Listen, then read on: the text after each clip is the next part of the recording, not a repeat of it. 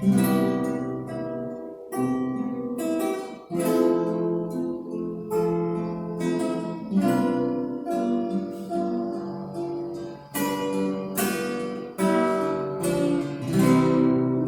Jesus, meu amigo,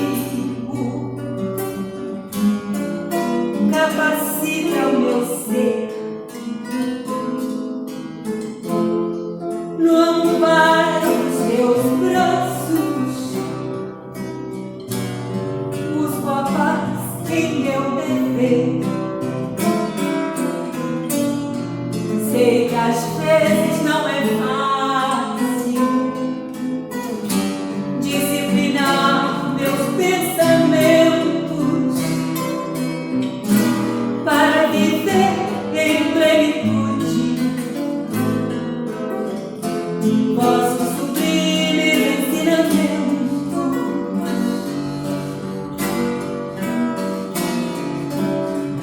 Vem Jesus, meu amigo, apacenta o meu ser no amparo dos teus braços. Se tua paz me envolver, existem tantas portas largas, tantos apelos egoístas, curvando assim as nossas vidas, dificultando nossa transformação. Vem Jesus, meu amigo, apacenta o meu ser no amparo dos teus braços. Deixa a paz nos envolver. A tua paz, Senhor, nos envolver. A tua paz, Senhor.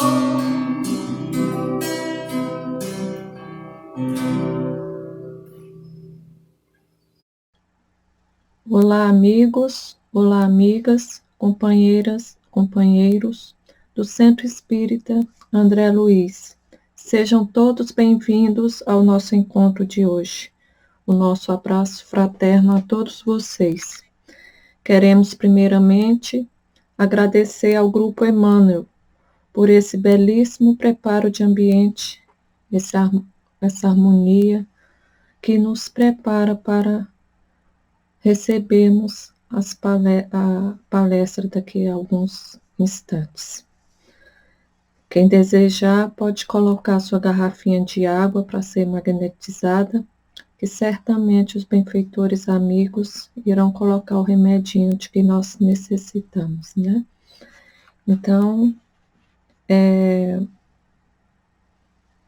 vamos sentar agora confortavelmente, elevar o nosso pensamento a Deus, nosso Pai, nosso Criador, e pedir a Ele e ao seu Filho, nosso querido Mestre Jesus, que abençoe a todos nós, abençoe a essa humanidade que por ora passa por tantas dificuldades, mas que nós sabemos que são necessárias ao nosso adiantamento, ao nosso crescimento espiritual. Abençoe a nossa casa André Luiz, para que possa continuar recebendo, confortando, orientando a todos aqueles que a procuram. Abençoe aos nossos trabalhadores e abençoe a todos nós, Jesus, aqueles que passam por dificuldades nos hospitais, aqueles que não têm um local onde se abrigar, que todos sejam amparados. E queremos, para iniciar o nosso encontro de hoje, fazer a prece que Jesus nos ensinou. Pai nosso que estais no céu, santificado seja o vosso nome. Venha a nós e ao vosso reino. Seja feita a vossa vontade, assim na terra como nos céus. O pão nosso de cada dia nos dai hoje. Perdoai as nossas ofensas, à medida que perdoamos aos nossos ofensores. Não os deixeis cair em tentações, mas livrai-nos do mal, que assim seja. Graças a Deus. E hoje é com imenso prazer que recebemos o nosso amigo Rodrigo Casas, que hoje vai nos falar sobre o tema A Visão de Deus. Rodrigo é vice-presidente do GEAI, Grupo Espírita Abrigo da Esperança, no Guará 2. Então, a palavra está com você, Rodrigo. Bom dia a todos, eu me chamo Rodrigo Casas, eu sou do Grupo Espírita Abrigo da Esperança e venho aqui a convite da casa, do CEAL, fazer essa palestra para vocês. Eu gostaria desde já de agradecer a casa pela oportunidade, aos dirigentes da casa. E hoje nós vamos falar sobre a visão de Deus. É um tema que ele está lá na Revista Espírita do ano 12, de 11 de janeiro de 1869. É um tema deveras estudado, a figura de Deus, é bem estudada, mas nessa revista ele vem fazer uma pergunta que nos traz, nos remete a um pensamento sobre Deus. Então a pergunta que ele nos faz é: como é possível a criatura finita e limitada ver o Criador desde que ele é infinito e não tem forma visível?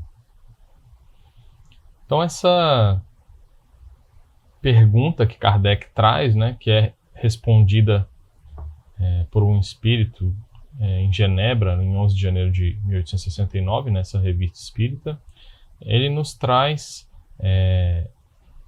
esse questionamento, e nos faz ainda entender, nos leva a entender que ainda somos seres de pouca evolução moral e intelectual. E isso nos traz, pode nos trazer algum sentimento de que ainda não temos as qualidades, as qualidades, todas as ferramentas necessárias para estarmos perto de Deus. Mas, como eu vou explicar aqui mais à frente, para termos a visão de Deus, não basta termos somente a evolução, mas é lógico, quanto mais evoluímos, mais nos aproximamos da visão de Deus, mais próximo deles nos encontramos, como espíritos mais puros, conseguimos participar mais das suas criações, temos maior contato com as suas criações, com as suas obras,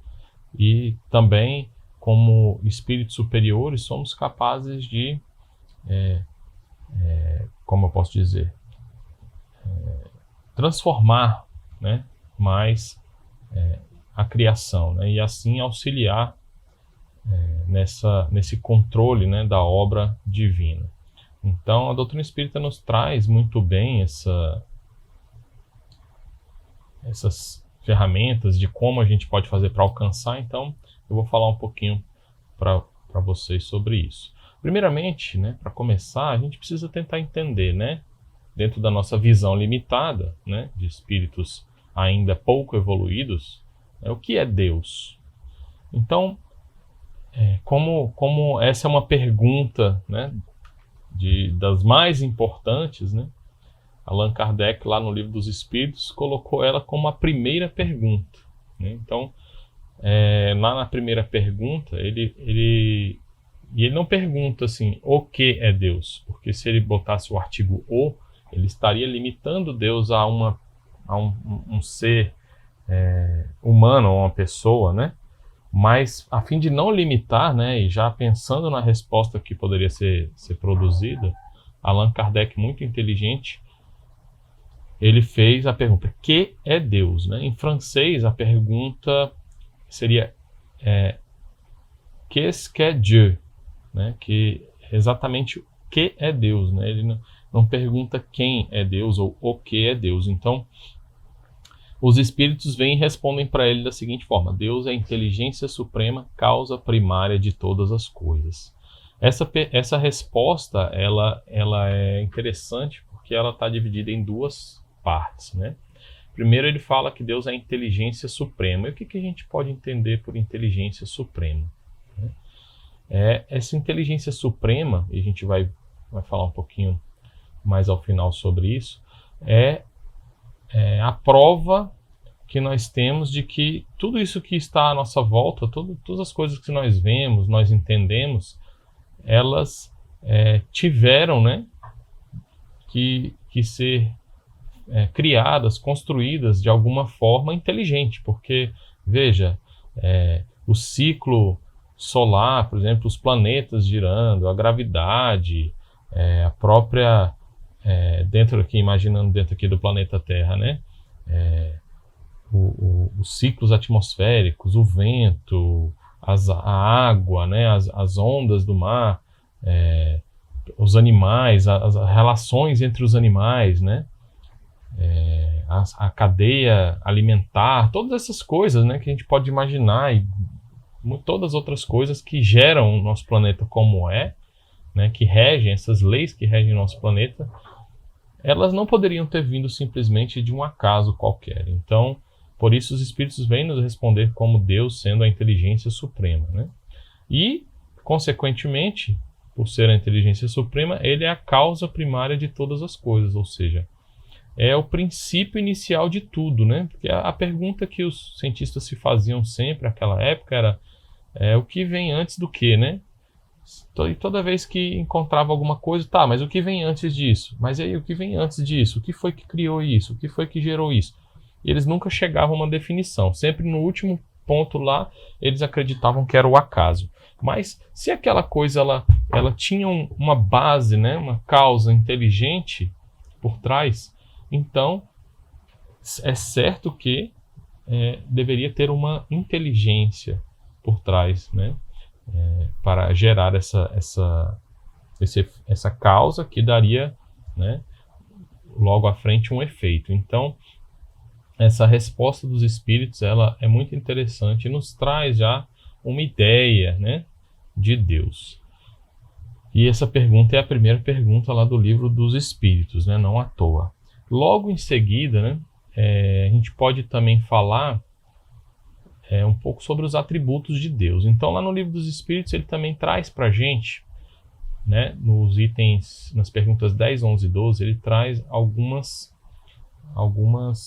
respostas dos Espíritos quanto aos atributos de Deus. Então, Kardec perguntando, né, para saber, tentar entender um pouco mais como ele pergunta o seguinte: pode o homem compreender a natureza íntima de Deus? E eis que os Espíritos respondem: não, falta-lhe para isso sentido.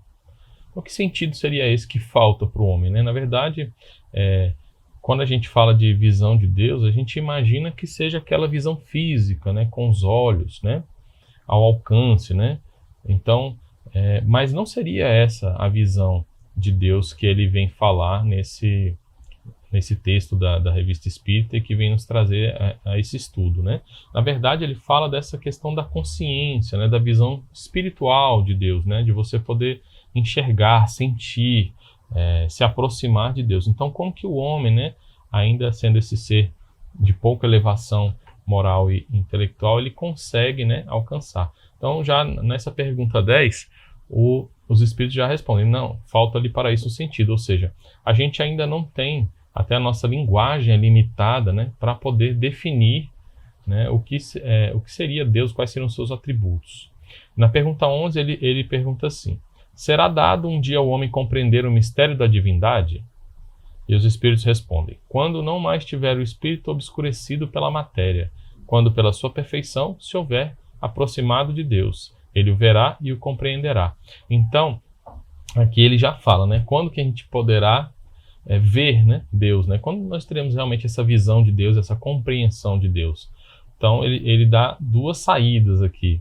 Isso é muito importante, a gente vai falar um pouquinho mais no final, mas já vamos nos atentar aqui, que seria quando não mais tiver o espírito obscurecido pela matéria, ou seja, pelo desapego material, e quando pela sua perfeição se houver aproximado de Deus, ou seja, pela sua evolução, né? Então, resumindo, né, assim, essa evolução do espírito que vai afastá-lo mais da matéria e vai aproximá-lo mais das coisas espirituais é o que vai aproximar de Deus, fazendo com que ele assim o veja melhor, o compreenda melhor, né? E logo em seguida ele pergunta o seguinte: embora não possamos compreender a natureza íntima de Deus, podemos formar ideia de algumas de suas perfeições? Aí os espíritos respondem, né? De algumas sim. O homem as compreende melhor à proporção que se eleva acima da matéria, entrevê-las pelo pensamento. Ou seja, mais uma vez ele vem falar da questão do desapego material, da questão da espiritualização do homem, né, do ser humano, né, para que ele possa estar acima da matéria e então ele entender algumas das perfeições de Deus. Mas a gente vai ver mais lá na frente que existem assim à nossa volta várias ideias, né, do que Deus representa para nós, do que seria Deus para nós. Então também vale a gente passar um pouco aqui pelas provas da existência de Deus, né? Porque existem pessoas que realmente não acreditam em Deus, não acreditam em sua existência, né? No passado existiam pensadores, existiam religiões que indicavam a existência de vários deuses, né? Naquele tempo os deuses eram indicados pelas forças da natureza, então eles pegavam as forças motrizes, né, da natureza, aquilo que dava vazão. Até Kardec faz uma pergunta parecida com isso na pergunta 8 também, do Livro dos Espíritos. Então eles pegavam os princípios, né, que regiam as coisas, né, e colocavam ali como se fosse um Deus, né? Ou como se fosse aquela força motriz fosse um Deus. Então tinha um Deus para tudo, né? Tinha um Deus da colheita, tinha um Deus do sol, tinha um Deus da chuva, tinha um Deus para tudo aquilo que eles não conseguiam explicar. Então essa dificuldade de explicar as coisas, dificuldade de explicar o misterioso, sempre trouxe ao homem, né, essa necessidade de entender um pouco mais a si, ao universo e a Deus, e aquilo que o move, né? E como não havia assim uma estrutura nesse contato, né, entre os homens e os espíritos desencarnados, né, que já existia, lógico, há muito tempo, né, sempre existiu, isso é uma faculdade inerente ao humano, mas não existia isso bem categorizado, bem estruturado. Então, um ou outro, né, que tinha esse olhar maior, né, sobre o universo, sobre a divindade, mas a grande maioria dos homens, na verdade, eles só seguiam aquilo que lhes era passado, que lhes era falado. Então, o homem sempre se encontrou muito no erro, né? O homem, de maneira geral, né, o ser humano, ele sempre foi por aquilo que ele ouviu, que ele escutou, mas a grande maioria não para observar, para tentar entender esse universo em que ele vive e consequentemente, o que o criou, né, que seria Deus. Então, aqui a pergunta 4 do Livro dos Espíritos, Kardec vem me perguntar assim: onde se pode encontrar a prova da existência de Deus? E aí a resposta vem da seguinte forma: num axioma que aplicais às vossas ciências, não há efeito sem causa. Procurai a causa de tudo que não é obra do homem e a vossa razão responderá, né? E no item 9 também, a pergunta 9, ele trata também sobre isso. E aí ele tem um provérbio que diz lá: pela obra se reconhece o autor. Ou seja, vede a obra e procurai o autor, né? Então, para a gente acreditar em Deus ou crer na sua existência, né, de uma maneira mais dentro da nossa limitação física, intelectual, moral, basta que a gente olhe sobre as obras da criação, né? Então, como ele fala aqui, o que não foi criado pelo homem, né, e até o que foi criado, né, através do pensamento do homem, mas que teve a oportunidade de ser criado, ele tem que ter uma inteligência por trás. Quando o homem cria, lógico, a inteligência dele foi utilizada ali.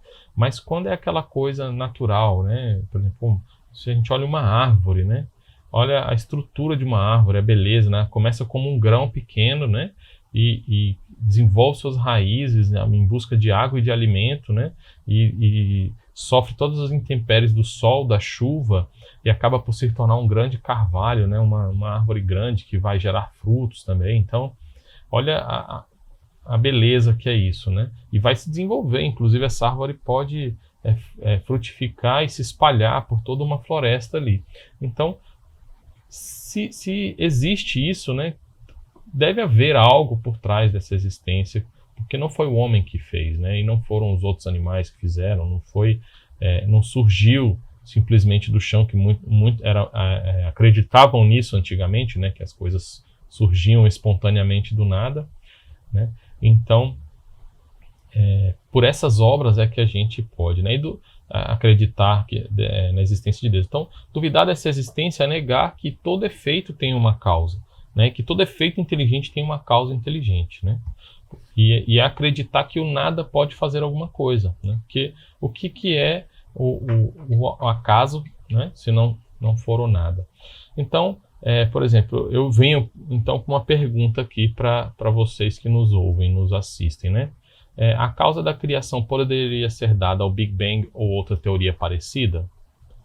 Né? Se a gente for levar em consideração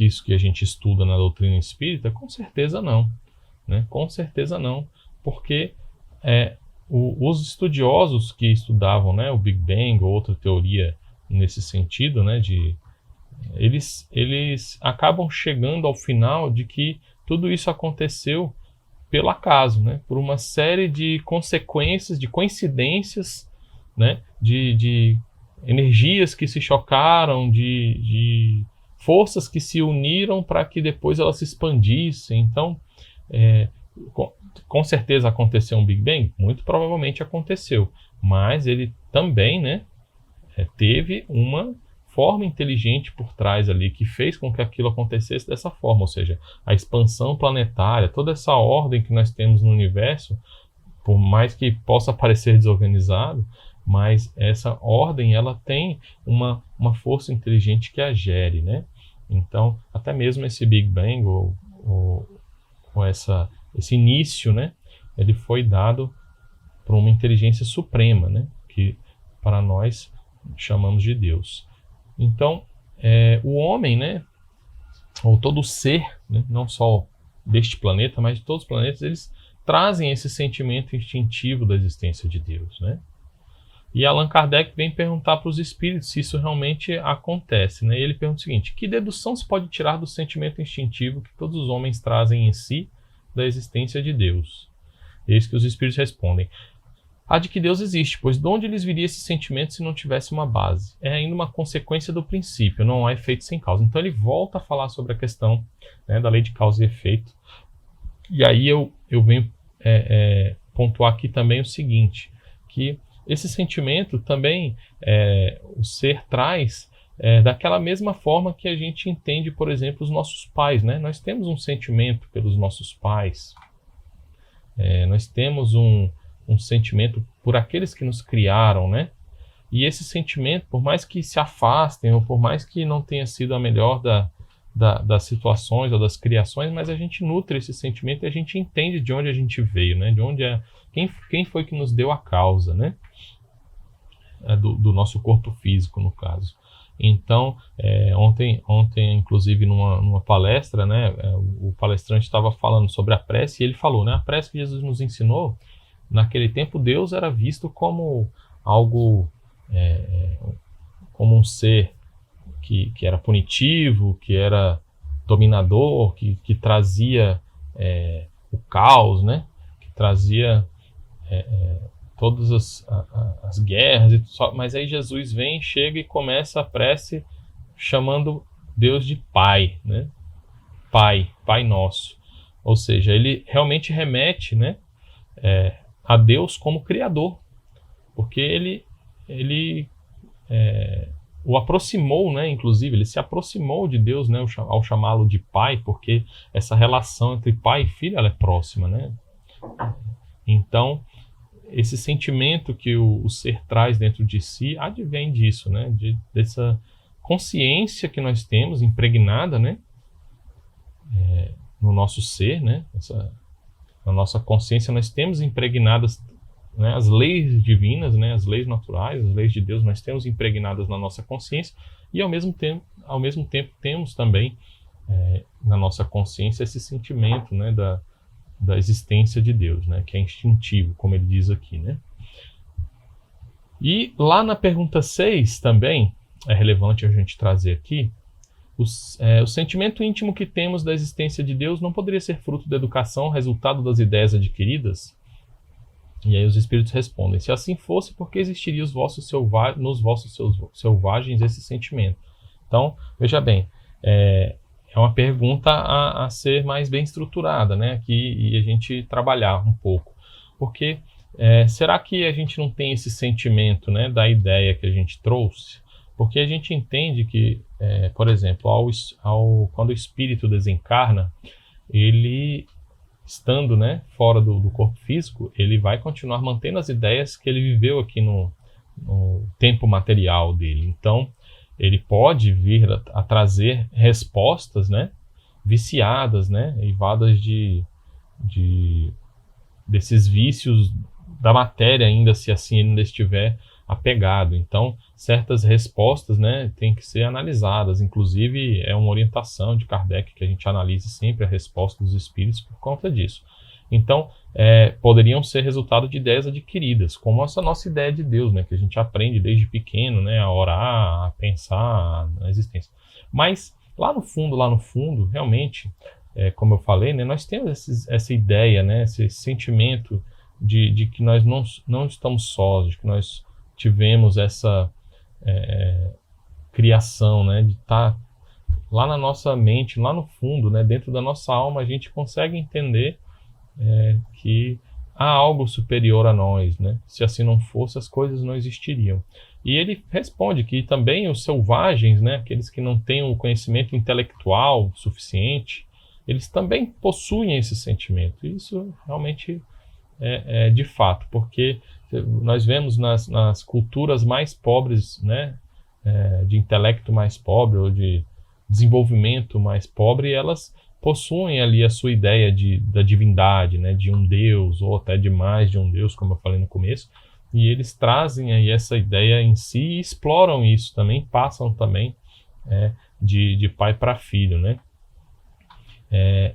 Então, esse conhecimento da existência de Deus nos aproxima um pouco dessa visão dele, né? E essa seria, né, então, a forma como a gente vê Deus, como a gente percebe Deus nessa nossa visão limitada que nós temos. Como eu disse, não da visão física, mas da visão espiritual, né? E como eu falei, uma das ferramentas que nós temos, né, para poder nos aproximar mais e mais de Deus é a nossa evolução espiritual, né? E a nossa evolução espiritual, ela consiste em quê? Consiste na nossa evolução intelectual e nossa evolução moral. Então nós devemos nos preparar, estudar, né? Conhecer as coisas. Quanto mais nós conhecemos as coisas, mais nós entendemos o que está à sua volta, entendemos suas causas, né? E também temos que ter a parte do conhecimento moral, que é entender o sentimento, entender as coisas que participam ali da vida em grupo, da vida terrena, e dessa forma estaremos evoluindo espiritualmente.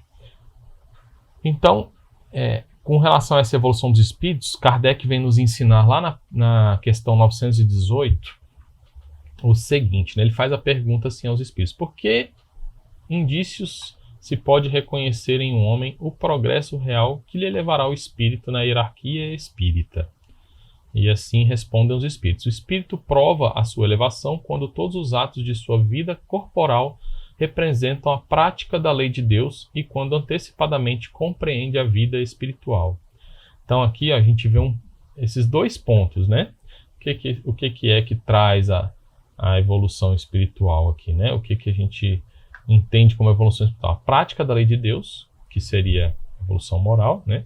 E quando compreende antecipadamente a vida espiritual, ou seja, quando a gente também é capaz, né? Como ele disse lá nos outros itens que a gente trouxe aqui, quando a gente é capaz de nos afastar das coisas materiais, né? E compreender mais a vida espiritual, né? Então, o ser tem que entender que como estamos aqui neste planeta, mas nós somos espíritos, né? Somos espíritos eternos, almas, que estão encarnadas neste planeta por um tempo limitado, a fim de aprender, né? E evoluir espiritualmente, mas que retornaremos à vida espiritual. Então nós somos seres eternos, e não o contrário, nós não somos corpos físicos com uma alma dentro. Somos uma alma, né? Um espírito que está inserido em um corpo físico a fim de vivenciar as experiências terrenas e compreender um pouco mais a si, e ao universo que o envolve, né? Para poder crescer um pouco mais espiritualmente. Então, sabendo disso, e como a doutrina espírita nos trouxe isso, a gente acaba tendo isso, reflete no nosso pensamento, na nossa vida e nas nossas atitudes. A gente sabe que existe essa lei de causa e efeito, né? Que existe esse direcionamento para o futuro, que aquilo que a gente faz, que aquilo que a gente pratica, que vai nos levar a um crescimento, né? Ou a estagnação lá na frente. Então precisamos de fato praticar a lei de Deus, né? Temos que nos aproximar daquela ideia, né? Do homem de bem, né? Daquela ideia que nós temos do homem de bem. E essa lei de causa e efeito também, ela pode estar ligada, né? Pode estar intimamente próxima aqui da questão da fé e da gratidão, né? Então, quanto mais nós cremos, né? Nós nos aproximamos dessa visão de Deus, quanto mais nós cremos em Deus, que Ele está presente em nossas vidas, que tudo isso que nos cerca, todas as coisas que se apresentam em nossa vida, as pessoas que se aproximam de nós, né? Que convivem conosco, que tudo isso que está para nós, a gente acredita realmente que isso vem de Deus, a gente passa então a viver uma vida mais tranquila, né? Ser mais grato, né? Ter mais gratidão, porque tudo aquilo que vem para nós, se vem de Deus, a gente tem que agradecer, né? Por mais que se aparente ruim naquele momento, mas tendo a certeza de que aquilo nos trará uma evolução moral e intelectual, né? E uma evolução espiritual, com certeza nós seremos gratos por aquilo que nós estaremos participando ali, né? Então, praticar a lei de Deus e compreender a vida espiritual são esses dois pontos, né? Que interessam para que o ser cresça, evolua espiritualmente e se aproxime mais de Deus. E aí, às vezes a pessoa pode se perguntar assim, mas eu vou me aproximar mais de Deus, então chegar lá não vou ter mais o que fazer, vou ficar, né, vou ser ali quase perfeito, próximo à divindade ali, né? Então assim, não alcançaremos a perfeição, de fato não alcançaremos, porque a perfeição é o próprio Deus, mas estaremos muito próximos, mas a doutrina entende, né, e até nessa resposta da Revista Espírita, ele nos mostra que os espíritos puros, eles agem incessantemente, né? Eles contribuem com toda a liberdade e toda a sua força para as realizações das vontades de Deus, né? Então eles trabalham no máximo da caridade, gerindo os planetas, controlando as forças do universo. Então assim, quanto mais a gente evolui, mais próximo a gente fica de Deus, mais tarefas nos serão dadas, né? Tarefas de outros níveis, né? Para que a gente possa continuar contribuindo com toda a existência. Então, não se enganem que haverá assim um Pará, vai ficar vivendo ali comendo uva, né? Deitado numa cama e tal, não. Porque quanto mais a gente for evoluir, mais nós teremos nas nossas missões mais evoluídas a cumprir também, né? Então, se aqui no planeta nós já temos aquelas coisas a fazer, né? Temos o trabalho para promover nosso sustento, temos o trabalho no bem para poder ajudar os outros e crescermos também, né? Espiritualmente. Então, advindo aí a evolução, né? Quanto mais evoluímos, mais também teremos outras tarefas a cumprir. Então, para finalizar, eu gostaria de trazer aqui né, para vocês só trazer aqui para vocês as características do homem de bem, que a gente falou sobre isso, né? Então eu vou trazer aqui as características. Allan Kardec coloca, né, as características do homem de bem em 2 livros, né? Ele tem no Evangelho, né? No Evangelho segundo o Espiritismo, lá no capítulo 17, item 3, ele fala do homem de bem, um texto um pouco mais extenso, um texto um pouco mais poético, né, sobre o homem de bem. E na pergunta 918, né, ele também vem falar sobre os caracteres do homem de bem, né? Então eu vou tomar a liberdade aqui de ler para vocês sobre os caracteres do homem de bem. Vou ler essa parte resumida que está no Livro dos Espíritos. Então os Espíritos, Allan Kardec traça assim, né, que essa é uma resposta que ele complementa aqui. Verdadeiramente, homem de bem é o que pratica a lei de justiça, amor e caridade na sua maior pureza. Ou seja, pratica as leis de Deus, né? Como a gente já falou ali. Se interrogar a própria consciência sobre os atos que praticou, perguntará se não transgrediu essa lei, se não fez o mal, se fez todo o bem que podia, se ninguém tem motivos para dele se queixar. Enfim, se fez aos outros o que desejara que lhe fizessem. Possuído do sentimento de caridade e de amor ao próximo, faz o bem pelo bem, sem contar com qualquer retribuição, e sacrifica seus interesses à justiça. É bondoso, humanitário e benevolente para com todos, porque vê irmãos em todos os homens, sem distinção de raças nem de crenças. Se Deus lhe outorgou o poder e a riqueza, considera essas coisas como um depósito de que lhe cumpre usar para o bem. Delas não se envaidece, porque sabe que Deus lhe as deu, também lhe as pode retirar. Ou seja, que é aquela questão do desapego material, né, que a gente falou também. Se sob sua dependência a ordem social colocou outros homens, trata-os com bondade e complacência, porque são seus iguais perante Deus. Usa da sua autoridade para lhes levantar o moral e não para esmagar com seu orgulho. É indulgente para com as fraquezas alheias, porque sabe que também precisa da indulgência dos outros e se lembra destas palavras de Cristo. Atire a primeira pedra aquele que estiver sem pecado. Não é vingativo, a exemplo de Jesus, perdoa as ofensas, para só se lembrar dos benefícios, pois não ignora que, como houver perdoado, assim perdoado lhe será. Respeita, enfim, em seus semelhantes todos os direitos que as leis da natureza lhes concedem, como quer que os mesmos direitos lhes sejam respeitados. Ou seja, que também, né, as leis da natureza, as leis divinas, ele também respeita. Então, né, como nós falamos bem aqui, e finalizando, né, é muito interessante que nós tentemos, né, se queremos conhecer melhor a Deus, queremos ver, né, com os olhos de ver, né, a Deus, então temos que nos aproximar dele desta forma, né, buscando evolução, né, buscando nos tornarmos homens e mulheres de bem, né, seres de bem, a fim de poder atuar mais na obra, né, e reconhecer mais a obra. Mas segue fica aqui, né, aquele chamado, né, também para pararem, né, um pouco, um dia qualquer, né, e observarem a natureza, observarem o que há em volta e se perguntem, né, quão bela é essa inteligência, né, que foi criadora de tudo isso que nos envolve, né, todas essas maravilhas que nós temos, né? E temos tantas belezas, temos tantas coisas belas aí para poder ver, aproveitar, né? Usufruir.